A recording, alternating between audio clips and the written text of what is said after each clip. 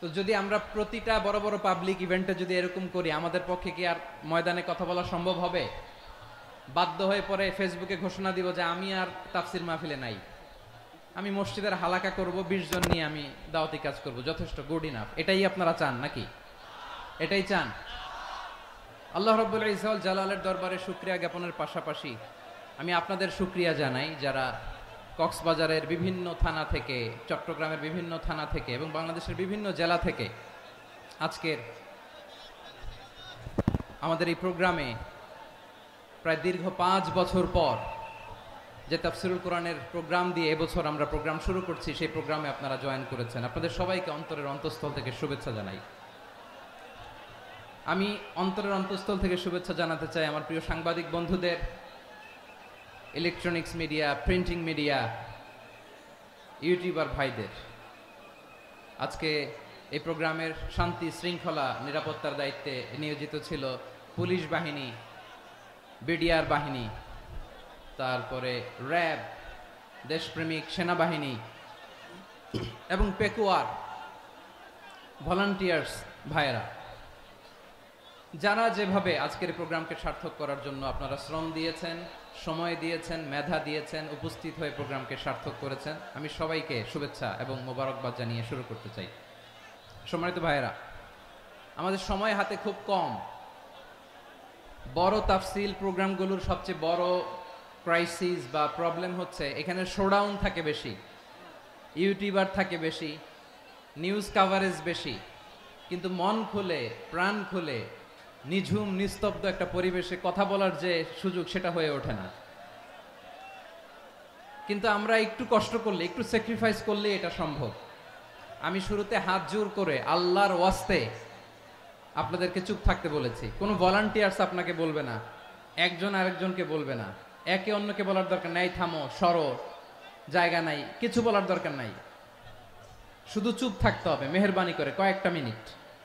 আল্লাহর ওয়াস্তে যদি মেহেরবানি করে চুপ থাকতে পারেন, কয়েকটা কথা শেয়ার করবো ইনশাআল্লাহ। এইদিকে চুপ হয়ে গেছে মাশাআল্লাহ, এই দিকটাতেও আল্লাহর ওয়াস্তে ধাক্কা ধাক্কি, জায়গা না হলে পেছনে চলে যাও, আমাকে দেখা লাগবে জরুরি না তো, এলইডি আছে ওখানেও দেখা যাবে, ওখানে চলে যাও। ধাক্কা ধাক্কি করে ঘেমে ঘরমাক্ত হয়ে কি একটা কঠিন অবস্থা। শীতের সিজন মনে হয়, আমি তো ঘামতেছি, হ্যাঁ ফ্যানটা বাড়াই দিতে হবে, ঘামতেছি টোটালি।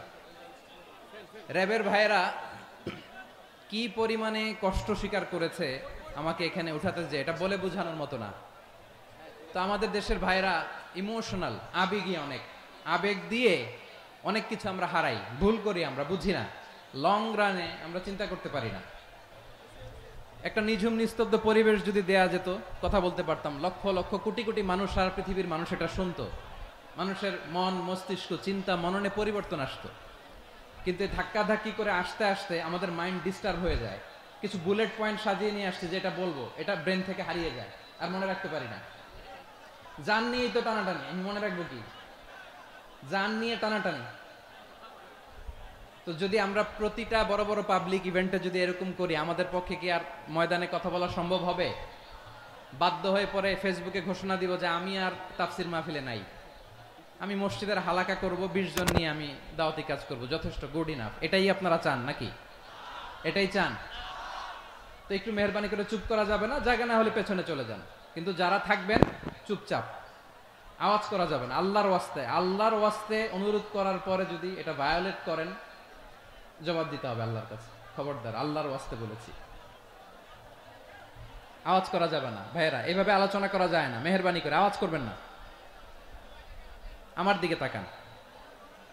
আজকে যে টপিকটা নিয়ে আমি আপনাদের সামনে কথা বলবো, সেটা হচ্ছে আমাদের ধর্মীয় জীবনে, সামাজিক জীবনে, রাষ্ট্রীয় জীবনে ঐক্যবদ্ধ থাকার গুরুত্ব। The importance of unity in our life. আমরা ঐক্যবদ্ধ থাকতে চাই কি চাই না? এই আপনাদের গলার আওয়াজ। আমরা ঐক্যবদ্ধ জীবন যাপন করতে চাই কি চাই না? চাই। ঐক্যের কোনো বিকল্প নাই। গত 50 বছর তো দেখেছি এই ডিসইউনিটি, অনৈক্য, বিভেদ, বিচ্ছিন্নতা আমাদেরকে কোথায় নিয়ে গিয়েছে। এই যে দেখেন, কিছুদিন আগে আমাদের বর্তমান নেতা ডক্টর ইউনূস, উনি সব রাজনৈতিক নেতৃবৃন্দদেরকে ডেকেছেন একটা ইস্যুকে কেন্দ্র করে। তার মানে গোটা বাংলাদেশ এক হয়ে গিয়েছে, আমরা সবাই উদ্বেলিত হয়েছে, উচ্ছ্বসিত হয়েছে, ঠিক কিনা বলেন? রাজনৈতিক নেতাদেরকে ডেকেছেন উনি, আমরা এক হয়েছি।